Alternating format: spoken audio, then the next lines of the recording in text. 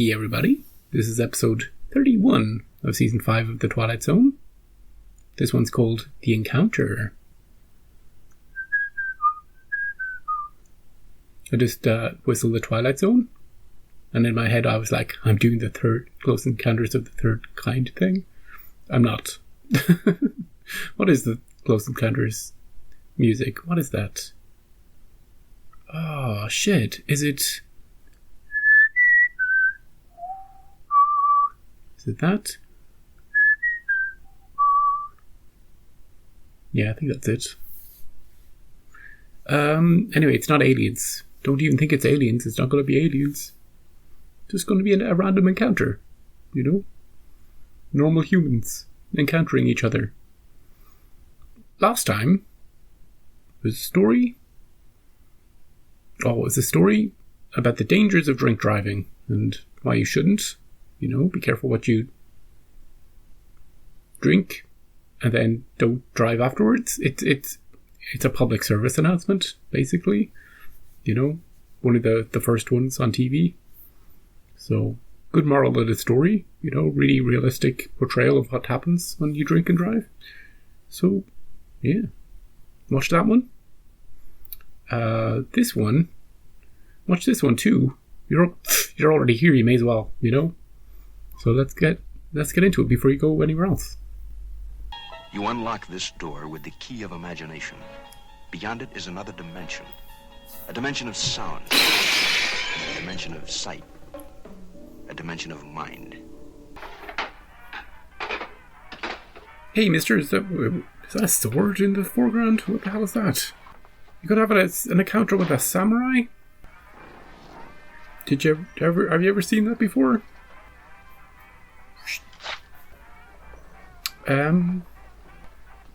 Yep. It's a sword. Did he... I thought he was... Hello? You just throw it away. Anybody home? What? Yeah. Hello? We're in the attic. She said you wanted someone to take care of your lawn. Sulu! The front door was wide open. Oh, so yeah, that's right. Come on up. $7 a month.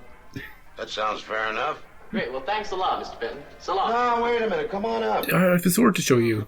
Anyway, you can make a small fortune up here. Help me clean out some of this junk. I think George Takei is actually good with swords in real life. Gotta pause it because I'm going to be yabbering. He had one in one of the original Star Trek episodes. I don't remember it, but I remember seeing him with a... Like, I have this image of him with a sword in my brain. Yeah. So we've had Kirk, Scotty, and Sulu. Anybody else? I don't think we haven't had Uhuru. Oh, when we had Spock. We haven't had Chekhov or Uhura. Right? Neither of those two? And I don't think we're going to have them. Well, because there's only 5 episodes left, but this is funny. What's he doing here? This is the problem with having people I recognize in things. It distracts me. He's doing some work on the front. He's gonna... I don't know. He's been invited up for a beer anyway. He's gonna get that sword. He'll be like, yes, this is... I know how to use this. Let me show you. So, it's an encounter. It's an encounter between 2 people. This is the encounter. Let's see where it goes. Why Arthur? Why not? I was born in this country. Sure, I didn't mean anything. I'm as just as much American as anybody. Well, now, who said you're not? Truth is, my name is Taro. I changed it. A rose is a rose. Get what I mean? Shakespeare? This attic's been like this for 20 years. Knee-deep in junk. I found some stuff I haven't even seen since the war. I'm a tub of rancid lard now, but I was pretty tough once. I went all through Saipan and Okinawa. Good thing you're American, dude. Oh, the sword. You ever see one of these? Yeah? The genuine samurai sword. Did you steal it from I took somebody? it off a Jap officer who tried to cut off my noggin. There's something engraved on it. Maybe you can translate it for me. Was it your father? I can't speak any language but English. You said you wanted me to help you clean up this junk? But first I gotta get a couple of beers. My throat's full of dust. Okay. Be back in a jiffy. Could I steal some of this stuff, dude? It's pretty neat. I'll take this deer head and this... and the sword and the golf clubs. Do I have to guess the prices of them? Can you read it? I'm gonna kill him. I'm gonna kill him. A young Japanese American and a seasoned veteran of yesterday's war. But two ancient opponents are moving into position for a battle in an attic. It will lead us into the Twilight Zone. Don't think they need to go to the Twilight Zone for this. This seems very real.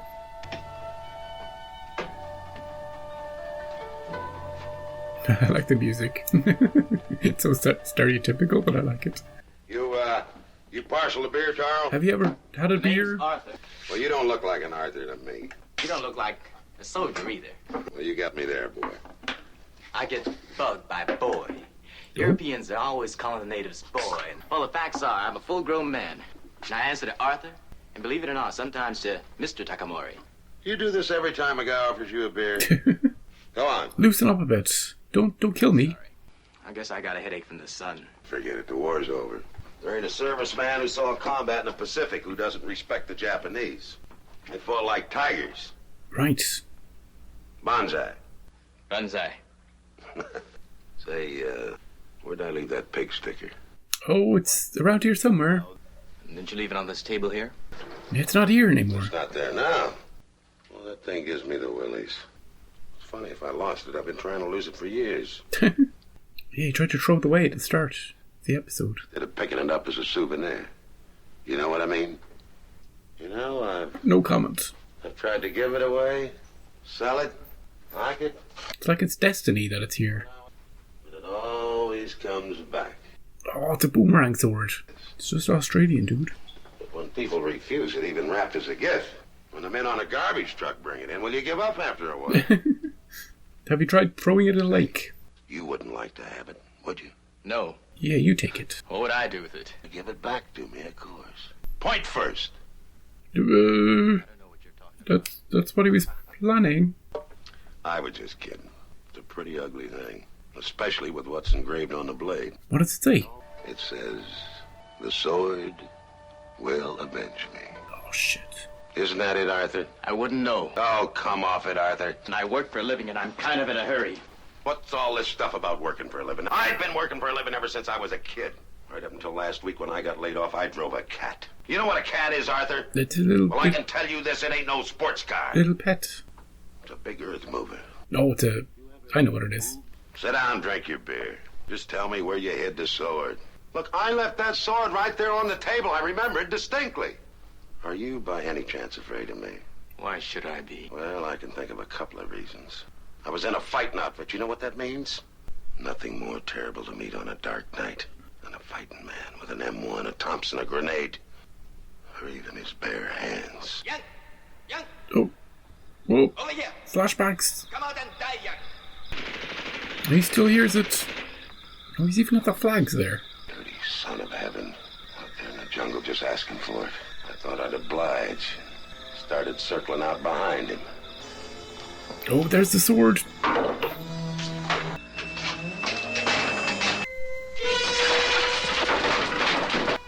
Careful. He could circle behind you. I was only telling you how it was. No, I can't do it. I'm sorry. He doesn't know what came over him. Minute there, I thought you were gonna. I don't know what got into me. It's a sword. There you go, dude. You didn't get that sword the way you said you did. You shot that officer after he surrendered. Ooh. Dishonorable. All right, so what if I did? I don't know. That's your problem. What am I doing here? I gotta get out of here. Ooh. Oh, well, we're stuck together. Do you have any more beers? Well, you must be weak. Pull on it. The sword doesn't want me to leave. Here, let me try. No, it looks like we're both stuck in here. It looks like you're not supposed to leave just yet. You've got unfinished business. But never mind, boy. There must be some tools up here. Let's jump out the attic window. Nah, forget the wind. It's too high. How high up could we be? See if you can find a screwdriver. Well, Look at the boy. Becoming a samurai? Oh, forget it, boy. You couldn't make it. I got a short fuse, so don't strike matches. I grew up in Honolulu. I was at Pearl Harbor when it was bombed. Ooh. Were you one of the pilots? I was 4 years old. My father worked for the Navy as a civilian. Doing what? He helped build the docks at Pearl. He was a war hero. He was on the docks when they came that Sunday morning, watching men of his own race destroy what he'd built with his own hands. Yeah, that's a weird position to be in, isn't it? And my mother held my hand and tried to make me run inside the house, but I stood. While down below at the harbor, my father was trying to warn the sailors, but the bombers came anyway, and I could hear the boom, boom, boom, boom, and I could see the smoke.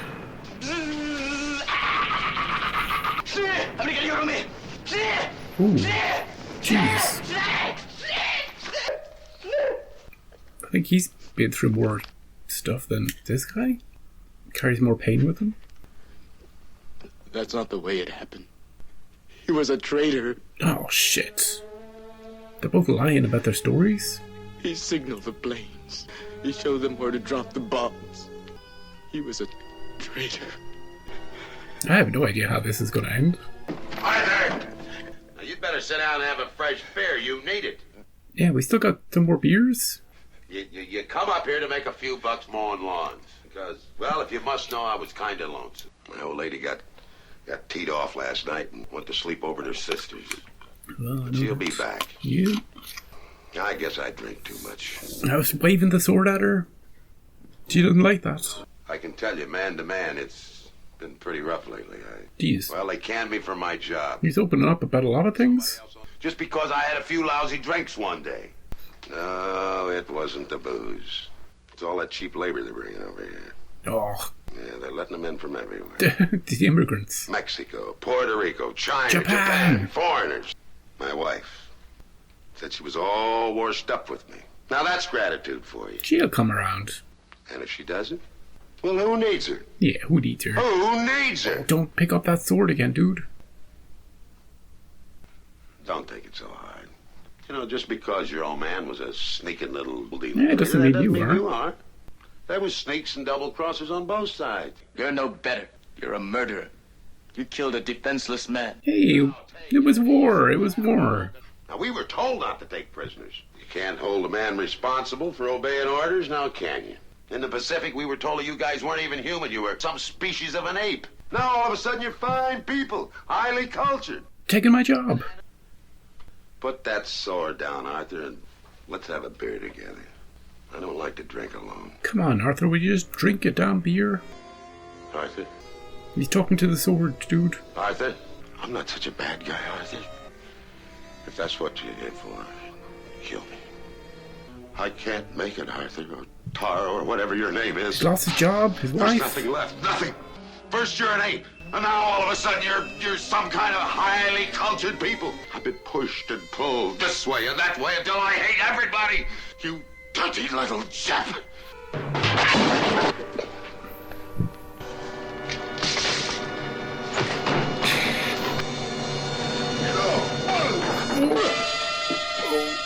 I think he's dead. I think he got stabbed. Almost accidentally. Gonna take it with you? Oh, jeez. This is a complicated Two one. men in an attic. Their common bond and their common enemy. Guilt men.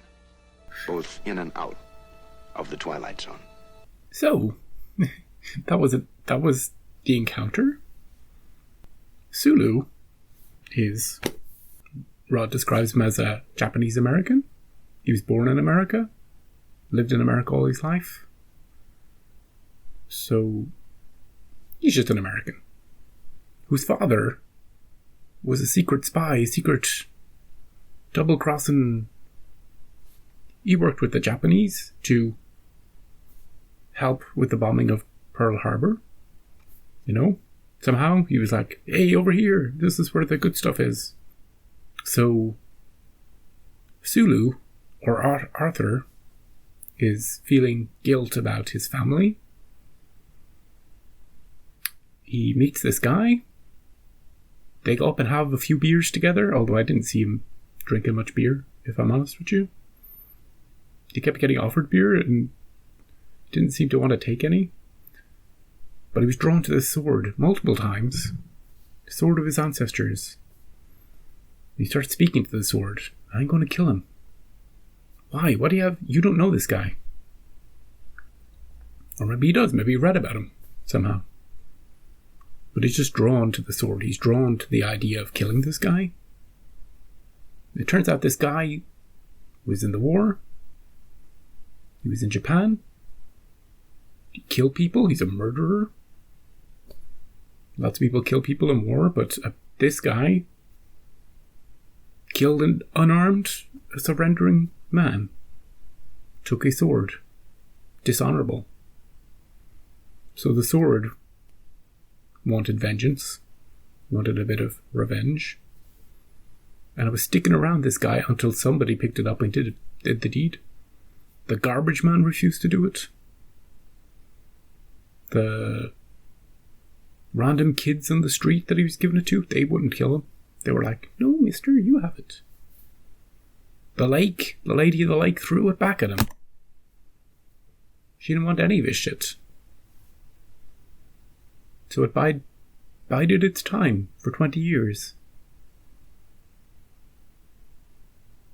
Then he lost his job. His wife had enough of his drinking. So he decided, you know what? I'm going to come up to my attic, clear out some old shit. Going to hire somebody to mow the lawn. And then tell him stories about the war.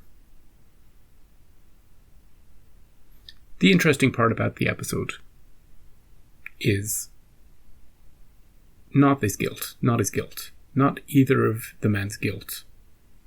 The interesting part is what the main guy, whose name I don't know. Actually, I just looked at it on Google. Something like Fenton or something. Fenton. What he says about, they told me you were one thing when we went to war with Japan.